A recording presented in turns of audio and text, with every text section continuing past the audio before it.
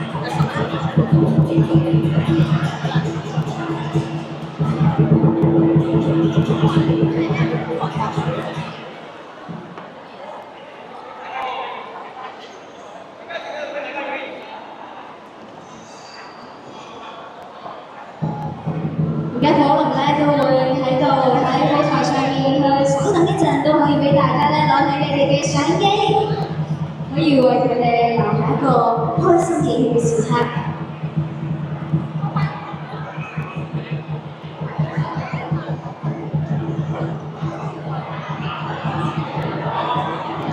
你做乜要俾我拍啊？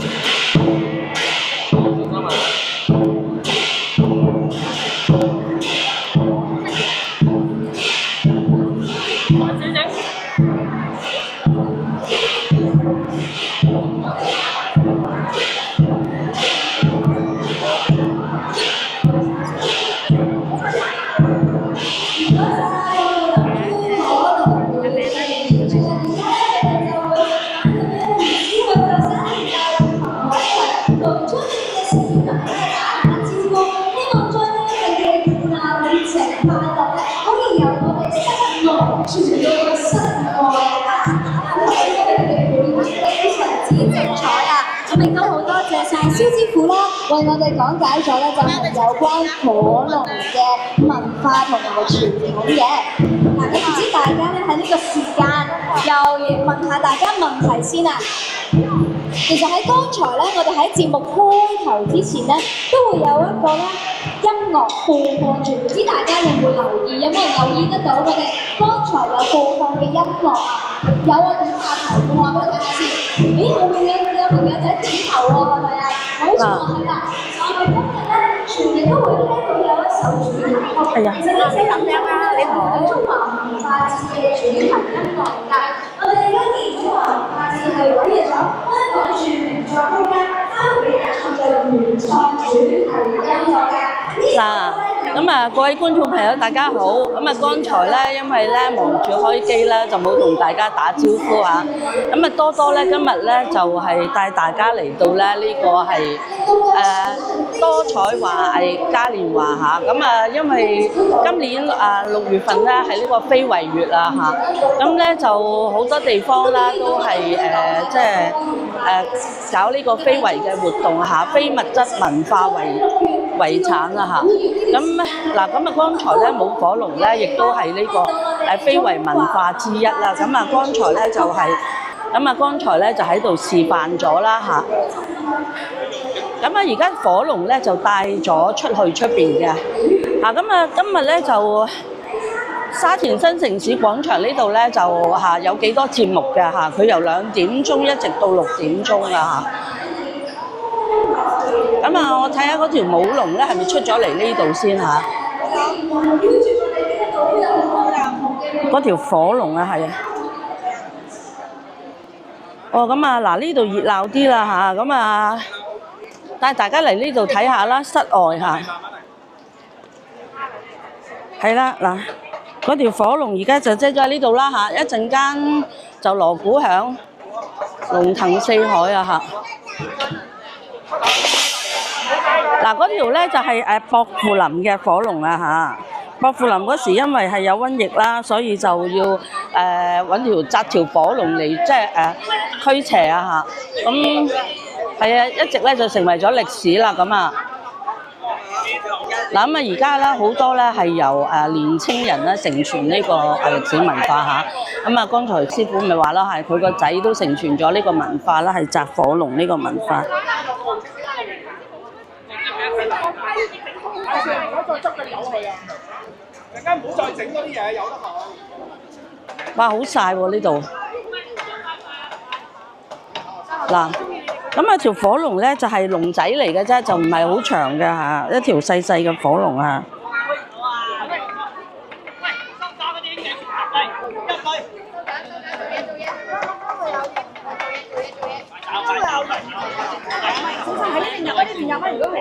手埋嘅。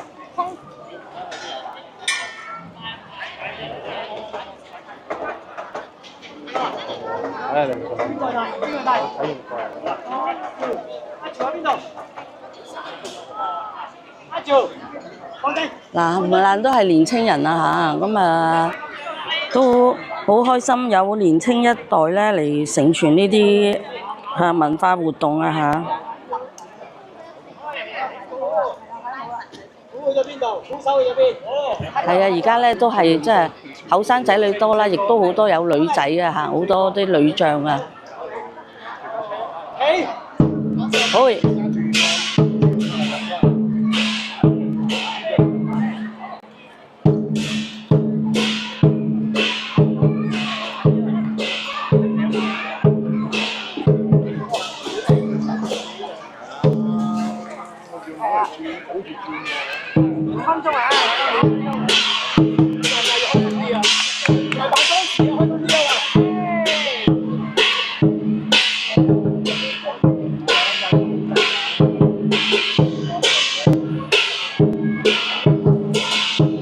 嗱，咁啊，而家呢香咧就唔係真嘅啦嚇，咁啊當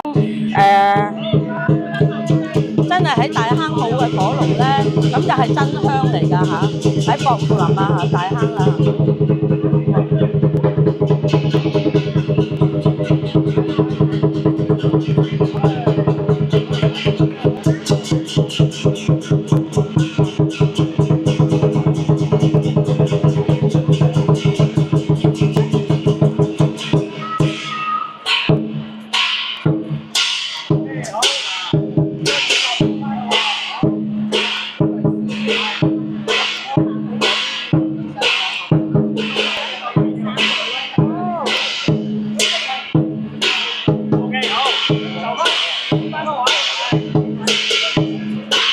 嗱，如果係真香咧，就係要真係好有經驗嘅朋友嚟舞啊嚇，因為都好危險㗎嚇。嗱，因為佢哋咧呢啲小朋友話第一次舞龍㗎嚇。第一次舞龍啊！好啊，好啊，好，主人，好啦，嚟啦喎！咁啊，第一次舞啊嚇！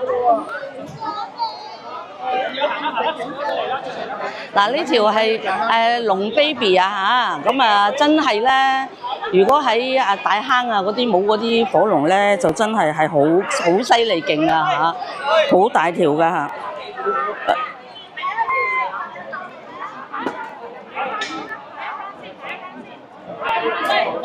咁啊，今年如果係中秋節舞火龍，有機會我都會帶大家繼續去帶大家去睇啊嚇。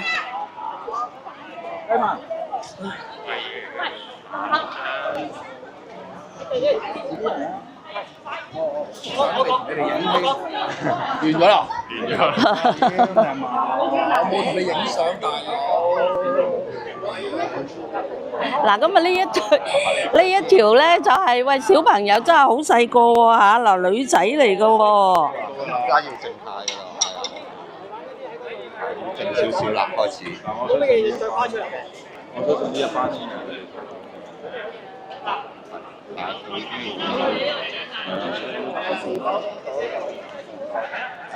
OK， 嗱，最多4分鐘。我哋見到下女仔嚟㗎嚇，哇，好多個女仔啊！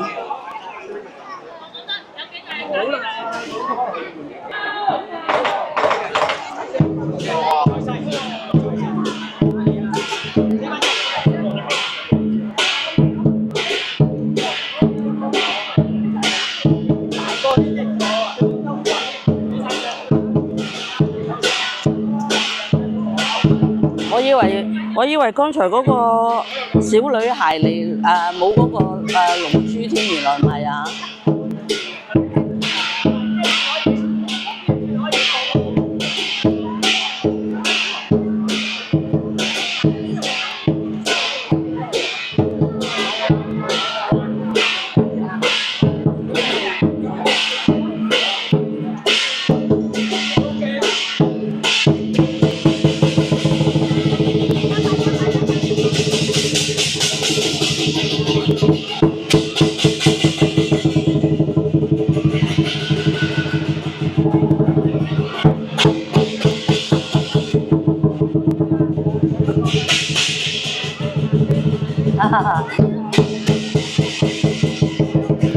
啲女仔啊，真係咧，佢哋完全咧都冇為意上面嗰啲香啊嚇，咁啊，因為真唔係真香啊！如果係真香咧，就真係哇唔係咁簡單啊嚇。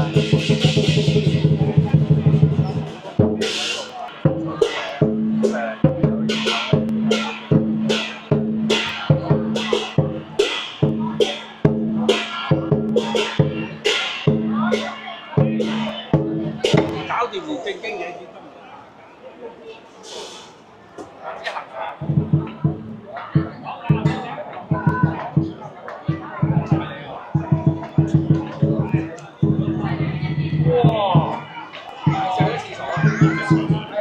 阿仁哥未有去過名㗎，我今日先至去嚟㗎。